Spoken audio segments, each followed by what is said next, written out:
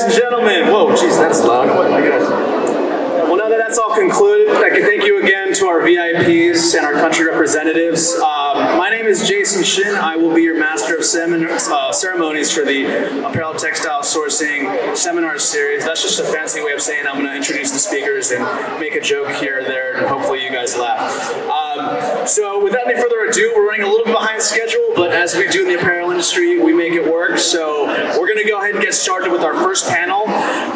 This is a really special one. We have representatives from the local government, and the title is A New Era of Investing for South Florida, Opportunities for Apparel Brands and Retailers. I'd like to introduce our moderator of the panel. His name is Sal Kokar. He is the president and CEO of Collective Moda, and he is also the VP of International for the Apparel Textile Sourcing Trade Show.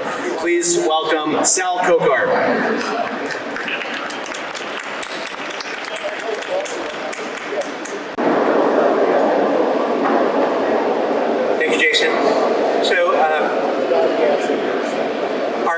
Our first panel for the show is about investment in Florida and the opportunities for the apparel and retail sector. Thank you everyone for being here. The idea is, I think the conversation is, we all know the opportunities that the state of Florida offers to entrepreneurs, but trying to bring it into a more tangible conversation. What we have here is we've got speakers here from Enterprise Florida, Beacon Council, Chamber of Commerce, and the Manufacturing Association. I'd like to welcome our speakers onto stage, and we'll start our conversation. Thank you.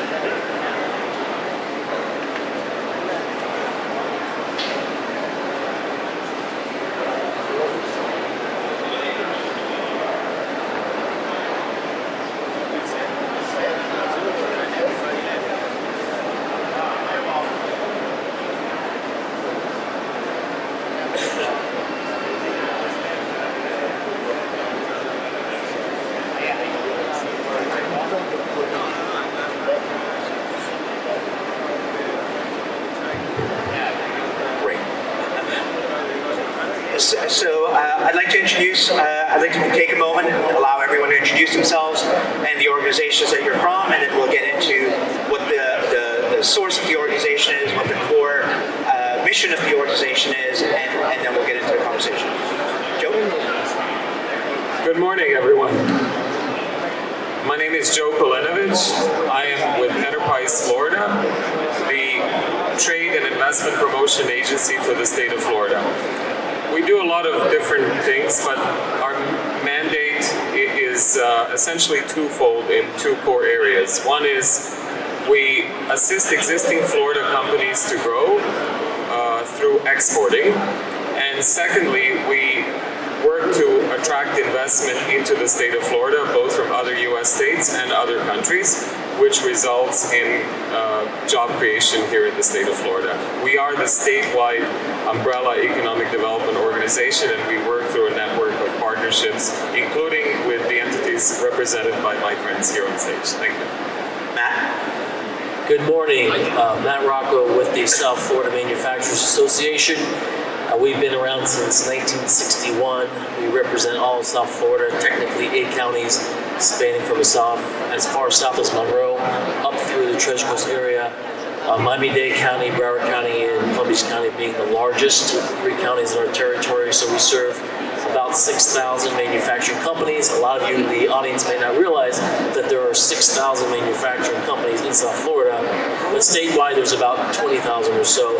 Part of our mission is very simple. It's to work with manufacturers, but how do we do that? One is work with great partners up here on the stage. Another one is connect them with other like-minded manufacturers, relevant resources, relevant events. We have business advisory services, which we could probably touch into a little bit here during the panel discussion. But our mission is simple. How do we help manufacturers get better holistically at what they do? Great. Mr. Finney? Hi, my name is Mike Finney. I am the president and CEO of the Miami Dade Beacon Council. We are Miami-Dade's official economic development partner. Our work effort is very similar to what Joe outlined for Enterprise Florida. We work with existing businesses, we work to attract businesses to the area, We work with businesses that are startups, but we also serve as the secretariat for a community-wide initiative known as One Community, One Goal. And via that initiative, it really allows us to engage with every aspect of this community. So we work with academia on ensuring that the workforce is in fact ideally aligned with the needs of business. We work with other partners like the ones that are here, but also organizations like the Miami Dade Convention and Visitors Bureau, the Miami DEA, and several others throughout the region. So we really serve as a significant organization that supports business growth in the area, as well as connecting the dots on everything that has to do with economic growth in Miami-Dade County. Alice? Good morning, my name is Ancona, Director of International Strategy and Policy for the Florida Chamber of Commerce. The International Trade Office is based here in Miami. It's actually co-located with Enterprise Florida's international office, but our headquarters are in Tallahassee, which is the capital of the state. The Florida Chamber is focused on creating a pro-business climate, so we work proactively on policy environment level, both at the state level and at the federal level. My work is also international in terms of also promoting Florida's culture of business as well as investment attraction. We're the largest federation of business associations in the entire state. We've been around about 100 years now. Great. So, Matt, I'll start with you. You're one of the private sector associations as opposed to the government sector organizations that are supporting entrepreneurs. So let's talk about your members, the manufacturers that you mentioned that are Florida-based, and the immediate challenges and opportunities that you feel that come up on a regular basis, and then we'll go into how the organization supports them. Great, thank you. Good question. So all of our memberships are company-based. They're not individual memberships like some other organizations. We have about 170 member companies. Out of those member companies, and this really is a statewide statistic, the average size of a manufacturing company, we look at total headcount of employees, is less than 50 employees. In fact, it's less than 25. So there's smaller manufacturers, which comes with lots of challenges. One is getting connected to the right resources. Like you mentioned, academia, which is a huge one. Getting connected to the talent. That's a big, big challenge, I think, for any business in Florida, but especially manufacturers, because they need to find talent. And I think that's probably, if there's any manufacturers in the room or in the seats here today, they probably would shake their head, yes, it is. So that's one of our goals, how to work with them. Great. Alice, and do these companies, how are they utilizing the resources that the Chamber offers? So we work with a variety of industry groups to include the Florida Manufacturers Association as well as Enterprise Florida. So we work from a policy perspective. In particular, manufacturers are looking to reduce taxes, so we promote policies at the state level to reduce taxes for manufacturers, such as equipment purchases, etc. Same thing with leases of actual property. As they look to expand or grow capital investment, we reduce the tax burden on these manufacturing operations here within the state of Florida. Can you guys hear us okay? Can you hear the speakers? Yes? Yes? Great. So from there, let's take the conversation into, let's say I'm an international company and I have the entire United States to set up my corporate offices in. How do we attract these international entrepreneurs, small and medium enterprises, to select Florida as their destination as opposed to a different state? So you want to take that? Sure. So Florida is one of the most competitive business locations in the United States based on a variety of metrics, whether you look at bottom line business climate factors such as rates of taxation, the regulatory burden, the overall ease of doing business, and so on. If you look at all the different rankings of the states that are compiled, usually Florida comes out, if not in the top 5, at least in the top 10. But oftentimes we're ranked first, second, third, so we like those rankings very much. If you look at what you get for your investment, dollar or yen or euro or whichever it may be, you get much more in Florida than you would in other top tier investment locations in the United States, such as California or New York. Quite simply put, we offer a lot of the same business advantages, including the main site selection considerations such as access to markets, access to talent, capital access, and others, but in a much more business-friendly environment and with a superior quality of life. If anyone everyone thinks Miami traffic is bad. Have you ever driven in Los Angeles, for example? So this is really a very, very compelling case. Did you want to? Yeah, just want to add one thing. For Florida manufacturers, and if there's any in the room here today, if you're looking to expand or just purchase new equipment because it's outdated, anytime you purchase a piece of capital equipment in Florida, it's now the state tax is permanently exempted. So there's no state tax for the purchase of Florida equipment for manufacturers, capital equipment, and also the light bills for Florida Power and Light. Those are also there's no tax on the sales tax for the Every detail counts. every little bit helps. Michael, so what kind of companies is the Beacon Council looking at that go beyond just inviting an entrepreneur to come set up shop in Florida? Are there specific strategic value that adds to the economic development of the country, of the city? Sure. Yeah, so at a statewide level, there are many industries that are attracted to the state of Florida. So my two colleagues here to my right certainly represent the entire state. However, when we look at Miami-Dade, we have 7 industries that we've identified where you have an exceptionally good chance of being successful if you decide to locate in Miami-Dade. Of course, this industry that's represented here today, it falls into our creative design area. And we have incredible resources and infrastructure that will allow companies in the creative design sector to do exceptionally well. First and foremost, it's all about talent. I mentioned earlier that we have this connectedness to our colleges and universities and our K-12 system in a way that most economic development organizations don't.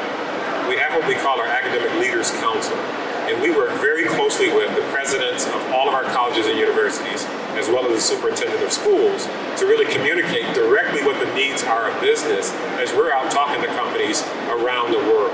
So first and foremost, you're going to find a talent pool that is highly motivated, that is being driven by our academic institutions like you won't find anyplace else. Then there's all the other business factors that have already been described by my colleagues here. You know, the ability to operate in a good business climate, to have fairly low business taxes, and to really operate in a state that is really second to none. We really have been identified as the gateway to Latin America. That's pretty common knowledge around here. But we really are a gateway to all of North America. So if you think about Miami, and if you look at some of the other areas where this industry is more prominent, be it the Northeast and the New York market or out in California, and you start comparing those locations to Miami-Dade and to Florida, you'll find that this area offers some tremendous advantages. Number one, and first and foremost, is more wealth is leaving New York and California coming to Florida than any place else in the United States. And if wealth is finding its way to Miami-Dade because people understand they can operate here and do business here more cost effectively, shouldn't you consider locating your business here as well? That's great. So a couple of things that everyone's mentioned is partnerships with academic institutions. And having met with a lot of the deans, I know there is a concern about brain drain. So there has to be a partnership between private sector and academia. So share with me the importance of an industry that mentors and trains the student body to maintain, to prevent the brain drain, to keep them here, to give them enough jobs, to viable jobs, specifically in an industry that's growing. How do we do that? Well, number one, we have to be a location that is in fact gaining in population, inviting population to come. And so if you just look at the data, first and foremost, about 1,000 people a week are coming to South Florida. And I think if you look at the state of Florida as a whole, you probably have a similar kind of relationship. And there are 4 more people coming to the state of Florida than virtually any place else in the United States. So just coming to South Florida, Miami-Dade, Broward, Palm Beach, about 1,000 people per week. Many of those are high-value knowledge individuals who represent this industry and so many others. But we also have a tremendous effort underway working with our universities in partnership with business to ensure that our recent college graduates and those folks graduating from technical schools really have opportunities for high-wage, knowledge-based jobs in this community. And so we serve to make those connections. One of our primary resources that we use is called our Talent Development Network. It's a portal where we are able to connect our college students and our high school students who are graduating opportunities that exist from a variety of different industries here in the Miami-Dade area. And at a statewide level, we do similar work at the Florida Chamber with regard to the larger statewide organizations that work with the colleges and technical schools as well as the universities to do better business to college integration so that universities and colleges, as they're planning their curriculums, they understand what the business community is looking for to make that alignment much more seamless. But in terms of brain drain, I do want to address that. We do have a significant amount of job openings in the state of Florida. So at one point, I think it was fair to say that there was brain drain, but there is a significant amount of job growth that's happened in the entire state, even in Miami-Dade. I think Miami has consistently been the leader for probably 2 years in job creation for the state. We're not matching enough bodies to the jobs that are available because there's other states that recognize that we do have significant talent that's coming out of the state and they're recruiting our talent. So it's not so much brain drain in as much as we have a very competitive workforce and there are significant industries from other states and even other countries that have recognized that and are tapping our workforce to recruit elsewhere. But we are producing a good amount of jobs. We're doing much better alignment. At the local level, there's great examples of what happens, but even at the state level, there's much better alignment between industry and universities to ensure that we have a great workforce that's better aligned with business needs. Great. So, Mike, you mentioned that you guys have a division that's focused where it's creative. How do we, at a state level, make the creative enterprises, creative entrepreneurs, a viable vertical industry, and look at the potential economic development that small and medium enterprises in the creative industries and the design industries can bring to the state? Has that become a priority? Is that a conversation at the state level?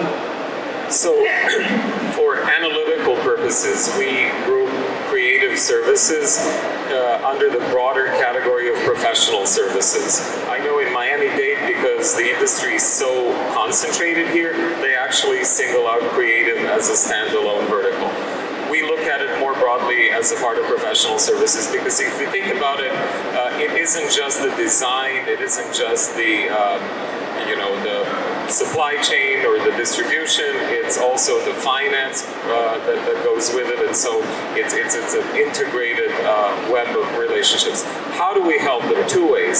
So one is, and let me just say, we do have an existing industry in the state, so it's not a matter of building it from scratch, it's a matter of building upon what we already have. So helping them to export is an important channel of growth.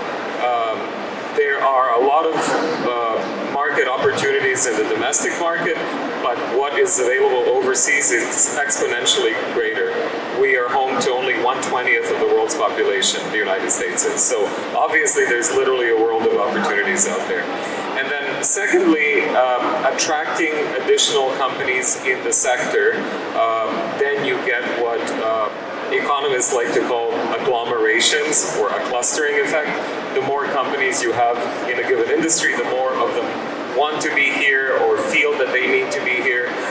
The geographic proximity that we have to nearby manufacturing plants in Central America, in the Caribbean Basin and so on, means unparalleled connectivity between the people doing the design work, the people actually stitching together the garments, the people shipping the items back and forth, and even cotton is often grown domestically in the United States, especially in the southern part of the country. So it's a very, very convenient location for all those reasons. Yeah, I would also add that very closely aligned with this industry is our trade logistics area. And trade logistics is a huge industry here in Miami-Dade and throughout the state of Florida. As an example, the Port of Miami is one of the top few ports in the United States and certainly in the world, with capacity to handle the largest ships that are out floating across the United States, or they call them the post-Panamax type of carriers. So we're able to move goods and services through Miami in a very efficient way. Miami International Airport is the #1 freight airport in the United States. So again, we have this incredible ability to move things on sea and in air. And then lastly, our ability to connect with Latin America is one that I can't underemphasize. As an example, the country of Brazil, Miami International Airport in Miami has a program that we were able to set up with the Brazilian Post Office, or Compra Fora as it's known. where any country that is shipping goods to Brazil, those goods can be custom cleared in Miami before they are shipped on to Brazil.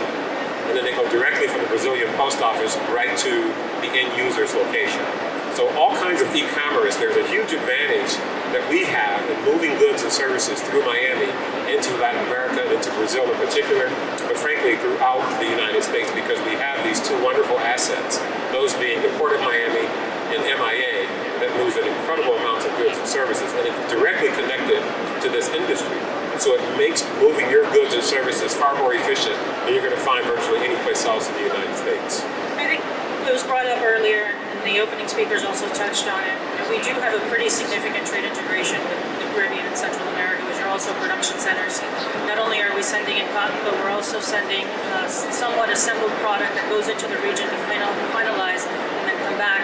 But the harmonization that exists with the free trade agreements that we have in Central America, the Caribbean, DR-CAFTA, Haiti, HOPE 1 and HOPE 2, as well as formerly NAFTA, now soon to be USMCA, all those agreements have been harmonized. And in particular, the focus has been on textile and apparel for the reason of harmonization for those agreements. And the bulk of that trade moves in and out of Florida. I mean, the two primary ports being Port Miami and Port Everglades. But the bulk of that movement of both apparel production and textile production, as well as content and design, that goes back and forth through the state. It's already there. We're not leveraging enough, nor do we recognize it, but it's something that's been going on for decades. It's a very old trade route. I think what's interesting about a platform like this is we've got large manufacturers or even like small or medium enterprises that are manufacturers in China, Bangladesh, Ghana, all these countries that are present here looking for business, basically for business development.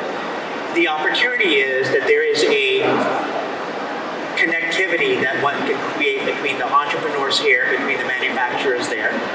Additionally, what you guys have just described as far as the supply chain aspects, setting up, if not a corporate office, but at least a DC, could bring them significant value on moving goods out of Florida into the rest of the country and into Latin America.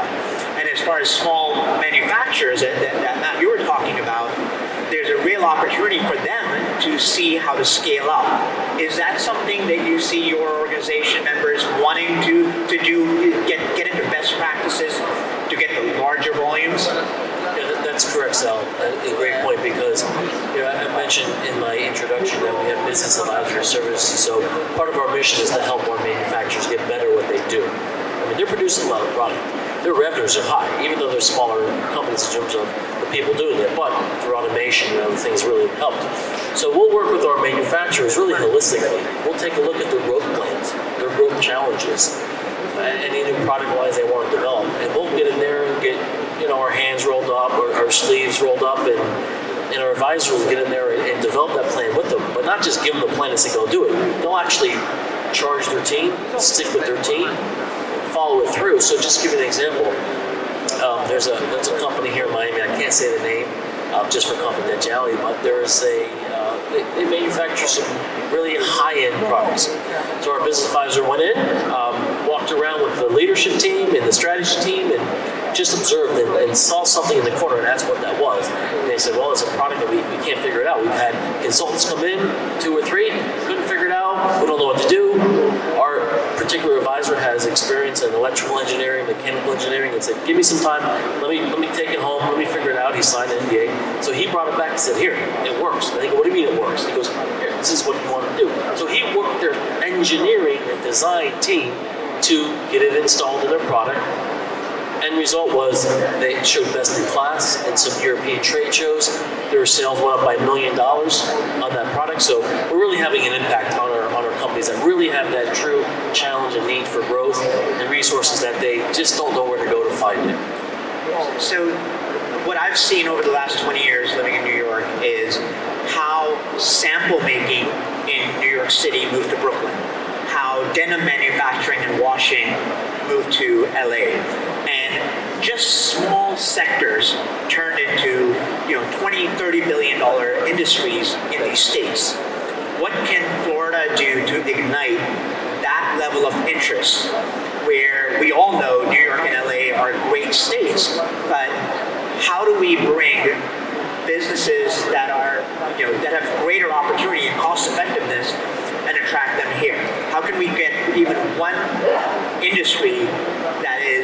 within the apparel industry specifically. So if it's knits or if it's wovens, setting up manufacturing over here, but all of that comes from the creative industry. How do we attract them here? What do we think we can do? It's probably the same model that has been so successful across a range of industry sectors. Exposure. Events like this one, where they see how much activity there is, they can connect with people with whom they can do business or who are potential clients. They can connect with support organizations such as those that we work with. This is really something that helps open a lot of avenues for companies. We can't, as economic developers, say it should be, this aspect of the garment industry or that aspect. The businesses themselves will decide, and they will locate wherever it makes the most sense. But what we can do is open the doors for them and help them see the range of opportunities that exist. Yeah, let's get everybody's thoughts on why Florida, and we can wrap. So I would go back to some of the earlier comments that we offered. First and foremost, anyone in business, you're probably in it for economic reasons. Sometimes it's social, but for the most part, you're investing your hard-earned resources and you want to at least make a reasonable return on that. Florida creates an opportunity to do that is far better than you're going to find in most other locations where the apparel industry is actually active. I'll go back to my New York example. The number of investors, the number of individuals who have wealth that are moving out of locations in the Northeast, whether it's New York, Connecticut, New Jersey, and looking to come to Florida to set up their operations is staggering. There was a net out-migration from those locations to Florida of roughly $17 billion, more than any other state in the United States. So I would start with the economic message that you can do better here economically than you're going to do any place else in the United States. Then I go to the talent and say you're going to find a talent pool that is rich and you're going to have access to universities. But organizations like those represented here are going to be working with you hand in glove to ensure that you get access to the talent that you need and the capital that you need. And then you have opportunities to distribute your goods in a way that you have nowhere else. This market gives you access to about 1 billion people. So if you think about North America, Latin America, you have about 1 billion people combined. That's a market that's very difficult to get access to from any place other than here in South Florida. And so we give you some unique advantages. Now the important thing is that we have to tell that story. We need more people like you, Sal, who have made the decision to leave New York and set up your domicile here in Florida for all the right reasons. And we have to tell those stories over and over again. We have to tell them where those potential customers are, whether in New York, in Europe, in Asia. We've got to tell those stories, or Africa. We've got to tell those stories. I think leveraging that was pretty important. Florida's pretty new to having that kind of investment dollars. That did not exist before. Those existed in New York and the Northeast and California for many years. So this is a new scenario for Florida. We are tracking the dollars that are coming in. It's pretty significant. From the Florida Chamber, our scorecard tracks about $989,000 come into the state a day.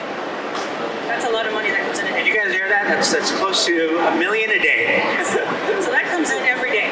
And considering how new that is, that new scenario, which has been about 2 years old now, better matching that investment to industry sector needs is what's particularly needed to help foster a greater, more significant, substantial ecosystem for fashion, creative industries, apparel, textile manufacturing, etc.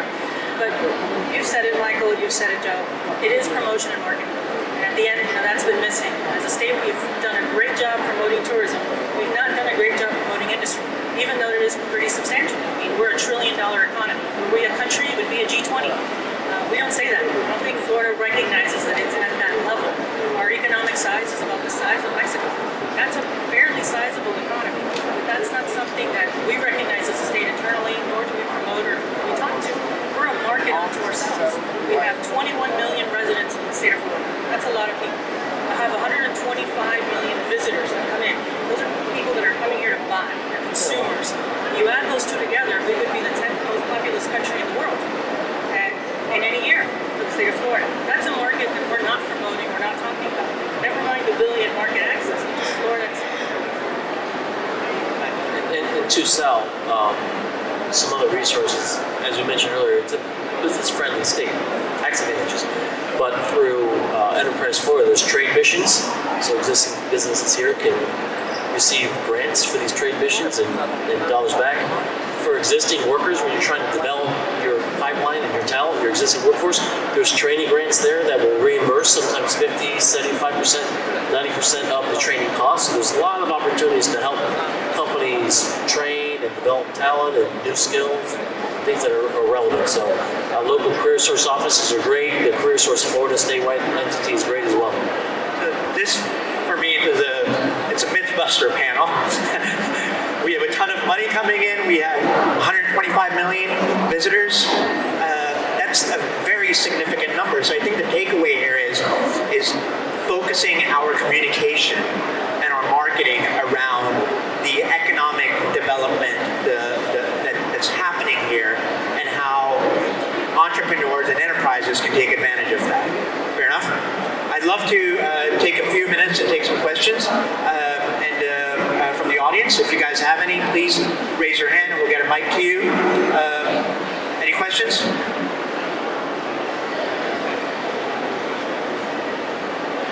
Yes, I can't see you guys, so raise your hands.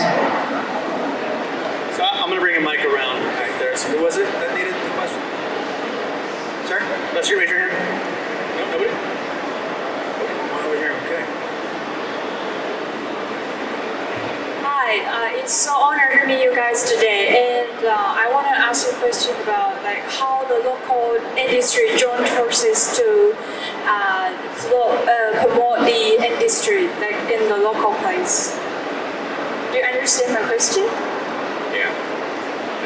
So the Miami Dade Beacon Council, we represent Miami-Dade County. We work with several thousand businesses here in this community, and within this industry sector, there are about a couple thousand. So those businesses, we work directly with them. They partner with us on a variety of different efforts, and so we really try and do it in a collaborative way by reaching out to companies that are in the industry, ensuring that they're working actively with us. We actually have what we call the Creative Design Committee. I saw our committee chair here a little bit earlier, and that's where we bring together those industry individuals to work with us on the key strategies that can move the industry forward. We have a committee for each one of the key industries that we're focused on. But in this case, it's creative design. The committee is extremely active, and they focus on moving the industry forward and making sure that we as an organization and as a community are focused on the kinds of resources and infrastructure that's going to make the business community more successful. Great, thank you. Any other questions? Hi. You guys all mentioned, and thank you for kind of bringing to the forefront all these programs and all these grants available to companies coming into the state and relocating and that nature. But the question I have is, are there any programs available for startups? Chamber? Yeah, I mean, Startups. Yeah, so as it turns out, Miami is #1 in the United States for business startups. So we have a lot of startup activity here for businesses of all types. What I'll call lifestyle businesses that are really not intended to grow to be the next Google, but we also have a lot of high-tech businesses that do have that potential to grow. So we have an active ecosystem that works with all of them. It's primarily focused on ensuring they have access to the right talent, access to the capital they need, access to a network of like-minded individuals. So we work to facilitate that kind of access. And in many cases, there's other organizations that are not represented here, like the Small Business Development Center and others, who really provide some of the detailed business support that's needed. And our job as startups show up is to help connect those startups to the right resource, whatever it might be. If you're trying to get access to angel investors or venture capitalists, we do have the ability to make those connections. If you're trying to get access to university-based technology or innovation that's coming through our research universities, we can make those connections, etc. So we connect you with the infrastructure that you're going to need, whether it's a workspace, some kind of a WeWork or something like that, that's a common work area,